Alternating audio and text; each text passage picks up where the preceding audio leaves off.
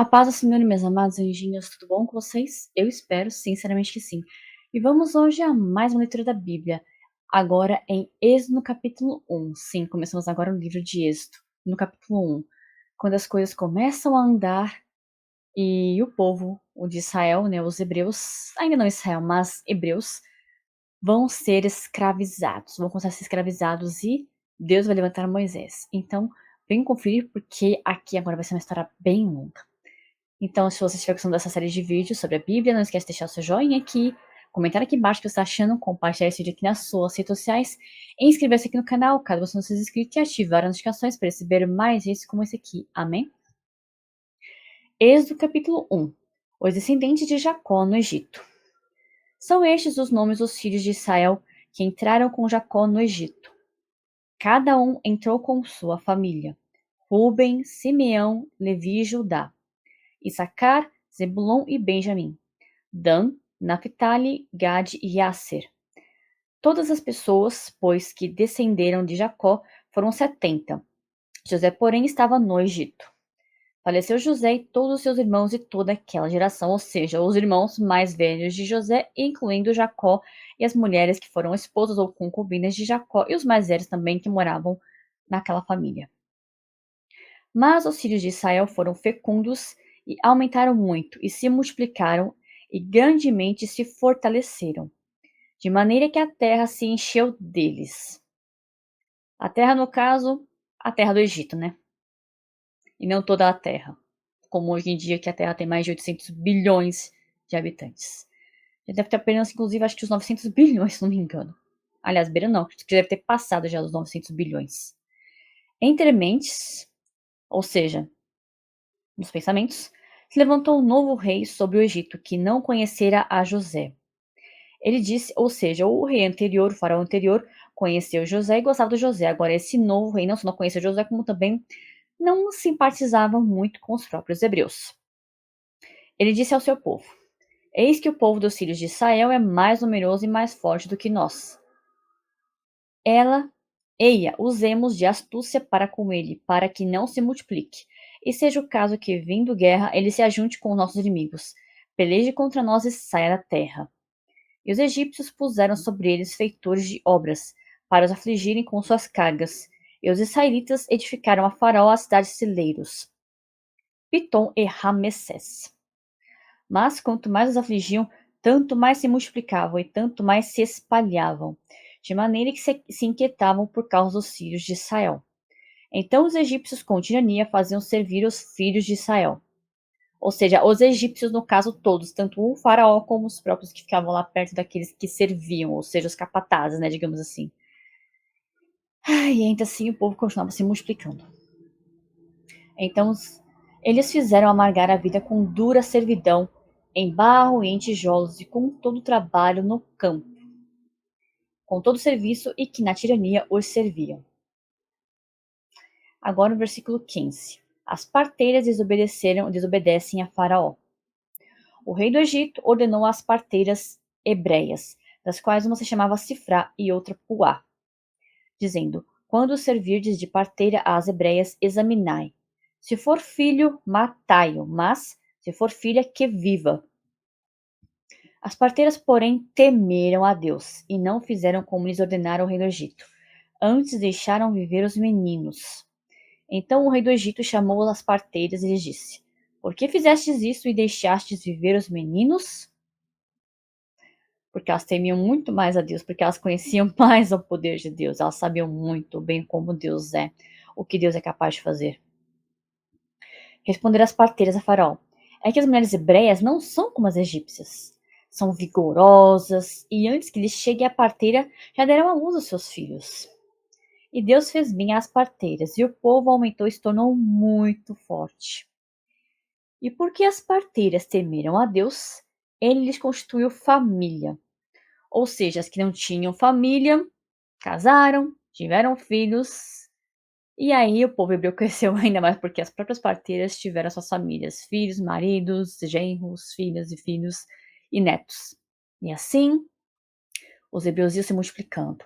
Não importa o quanto de trabalho os egípcios colocassem nas costas dos hebreus, Os hebreus se multiplicavam e se multiplicavam. E Deus foi sendo cada vez mais bondoso com as parteiras. Então ordenou Faraó a todo o seu povo, dizendo: A todos os filhos que nascerem aos hebreus lançareis no Nilo, mas a todas as filhas deixareis viver. Mas por que todo esse medo dos filhos de Israel? Porque tanto homens como mulheres eram vigorosos, eram fortes, eram espirituosos, não se deixavam abater, apesar dos problemas que os egípcios, não só o próprio Faraó, como os próprios capatazes, infligiam ao povo. Ainda assim, eles eram vigorosos e não se deixavam abater pelas dificuldades. E como tentar tirar a vida das crianças, dos meninos que nasciam, não foi o suficiente, porque os meninos não morreram, o rei decidiu mandar o seu exército, os que estavam a seu serviço, nas casas das mulheres que tivessem crianças, para fazer o quê? A todos os filhos que nascerem aos hebreus lançareis no Nilo, mas a todas as filhas deixareis viver. Ou seja, como não deu certo tentar chamar as parteiras para mandarem os meninos para a vala, decidiu mandar todo o povo fazer o seguinte: nascer filha pode viver, nascer menino pode morrer. Por quê? Porque filhos, para poderem nascer, precisa de homem e precisa de mulher. Se não tiver homem e mulher, não nascem crianças. Ou seja, se os meninos morrerem, as meninas iriam crescer e não teria como terem mais herdeiros, os hebreus. Só que houve uma pessoa que nesse meio todo, apesar do povo estar com certo receio do faraó, houve uma pessoa nesse meio todo que fez a diferença. Nesse caso foi a mãe do Moisés. Sim, Moisés não era filho único, porque também tinha Arão e tinha a irmã dele, do Moisés, que eu não lembro agora ao certo o nome dela. Porém, o Moisés, mesmo sendo bebezinho, era um bebezinho muito bonitinho, muito fofinho. Então a mãe dele ficou com medo e escondeu. Porém, essa é a minha história para o próximo vídeo. Agora nós vamos orar e vamos agradecer a Deus pela palavra de hoje, desse vídeo. Amém? Então, se você estiver afim, se você quiser, feche seus olhos e ore comigo. Senhor Deus e Todo-Poderoso Pai, graças te dou por essa palavra, pelos teus ensinamentos, pela força que o Senhor nos dá, pela força que o Senhor ergue em nós.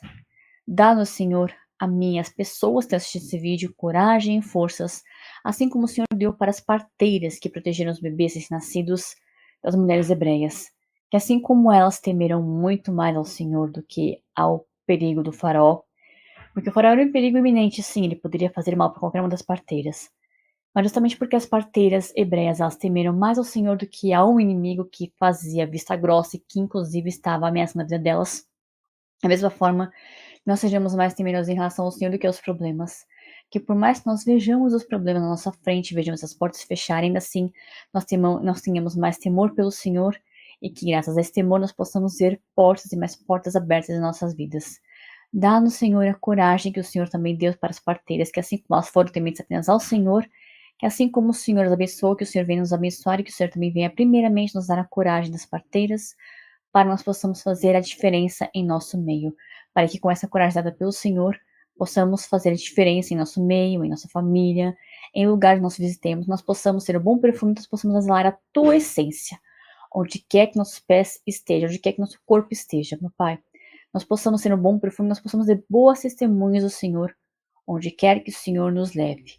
Que possamos ter sempre os ouvidos espirituais bem abertos, os olhos espirituais bem abertos, para fazermos a tua vontade e a tua justiça nesse mundo, meu Deus.